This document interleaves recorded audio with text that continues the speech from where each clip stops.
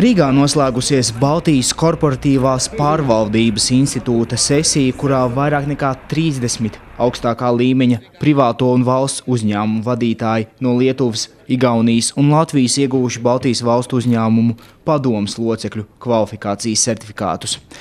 Šie certifikāti apliecina, ka to īpašnieks ir guvis iemaņas korporatīvajā pārvaldē no tādiem starptautiskiem grandiem kā bijušais Carlsberg prezidents Flemings Lindelovs, bijušais Johnson & Johnson vadītājs Rauls Hesselgrēns un citiem jomas ekspertiem.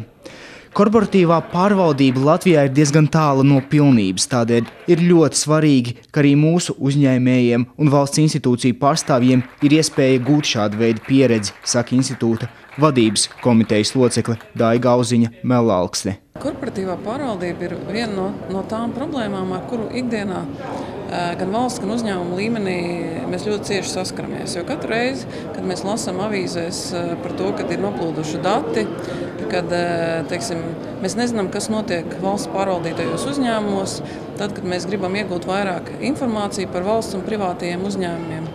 Tie visi ir jautājumi, kas saistīti ar korporatīvā pārvaldību. Melalksne norāda, ka efektīva korporatīvā pārvalde ir atslēga uz esošās krīzes pārvarēšanu.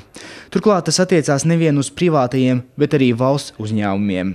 Ja uzņēmums ir labi pārvaldīts, tad viņam ir pieejami daudz plašāki finanšu resursi tālākai attīstībai, tātad viņš var daudz labāk konkurēt ar citiem nozares uzņēmumiem, jo uzņēmums ir caurspīdīgāks, jo par viņu ir pieejama vairāk informācijas. Arī uzņēmuma akcionāri ir vairāk pārliecināti par to, kas notiek uzņēmumā, un viņiem ir pārliecība, ka tas notiek viņu interesēs. Labu korporatīvo pārvaldību kā vienu no galvenajām šī brīža prioritātēm min premjeras Valdis Dombrovskis, kurš bija ieradies uz institūta absolventu sveikšanu. Premjeras sacīja, ka smagās recesijas pārvarēšanai valstī ir nepieciešami spēcīgi līderi un laba pārvalde. Pārvalde un spēcīga vadība ir veiksmīga organizāciju jiņ un jaņ. Ja ir vadība bez labas pārvaldības, jums draud tirānija un krāpšanās.